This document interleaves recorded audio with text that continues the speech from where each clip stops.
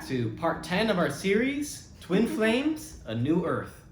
And in today's video, we're going to be talking about the environment and climate change. Important subject. Yeah, we're talking about what the environment is going to look like from the perspective of a new Earth. How about healed? All right, video done. Video done. Earth is healed. Yeah. Yeah, and none of this like scary nonsense of having to flee to Mars, and leave Earth. Right, or lose, 50 miles of coastline. Right. I think it's fine to go to Mars for exploration's sake, but not as a backup plan. Anyway, but yeah, a healed Earth.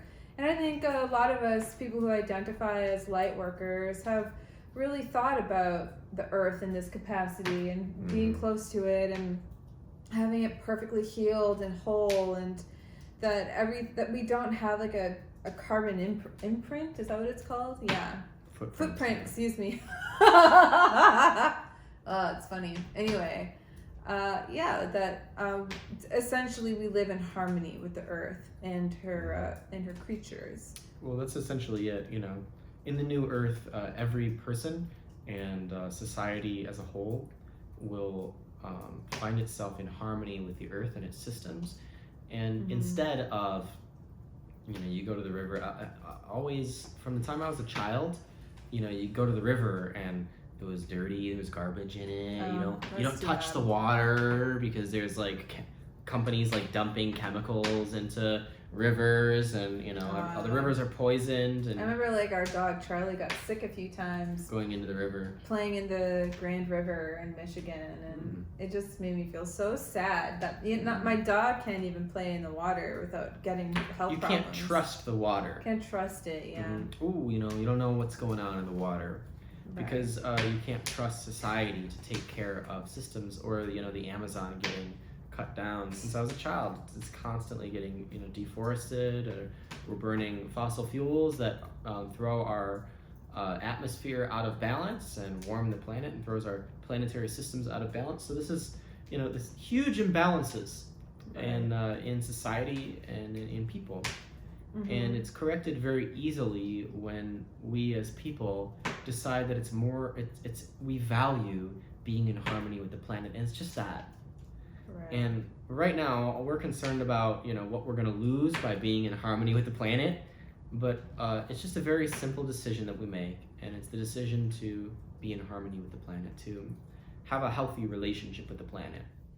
And that's going to mean a whole lot of things. It's going to mean you're going to be able to swim in any body of water and any river.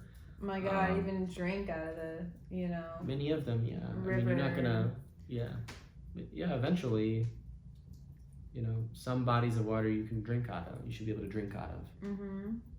Even in Hawaii, where it was very clean, you still didn't drink, straight out of the river because, the story was that, if a pig died, a mile upstream and it had some sort of disease, you can catch that disease, sick, right? right. All the rivers were really fresh and clean because it was rainwater, coming so fast. There wasn't anyone polluting it.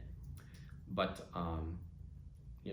it'll still be, and the rivers there were pristine to swim in. It felt so clean and nice.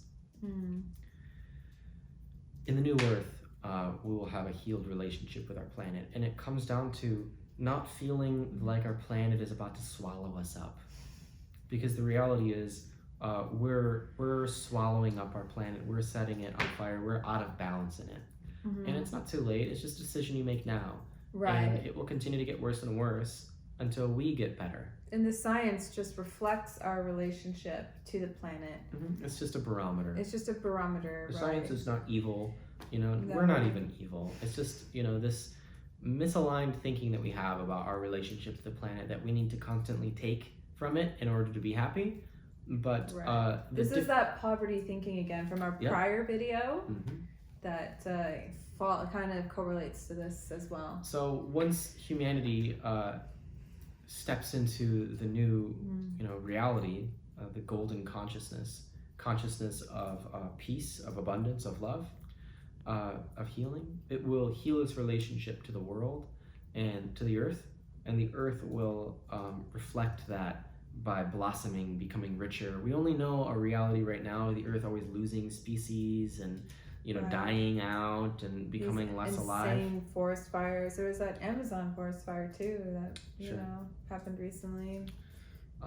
Instead, you know, of the story that I've heard, you know, my whole life, the story will be that we're discovering new species all the time, and new life is cropping up everywhere. I And love that. we can see life evolving and adapting, and, you know, new things happening, and rich ecosystems becoming richer and richer and more abundant. And our ozone strengthening.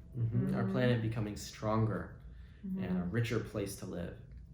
And as a direct result of our relationship with the world. Many people think that the human population needs to be wiped out or, you know, decreased in order to have a balanced relationship It's with not the going earth. to change No. the relationship But with the earth. we're actually the greatest jewel of the earth. And the earth is bearing the burden of our learning, but it will bear the fruit of us having learned in due season. It will reap what it has sown through its burden. But having raised us well, the earth will reap abundant reward and riches, because it will become so full of life because we are here. So that's what's going to happen on the new earth. And you can start by healing your consciousness right now by doing the mirror exercise. The mirror exercise will seek to find any imbalances in your consciousness by very clearly pointing them out in your external reality. It will then point you back to your internal reality, so that you can find out, okay, this is where the misaligned part of my consciousness is.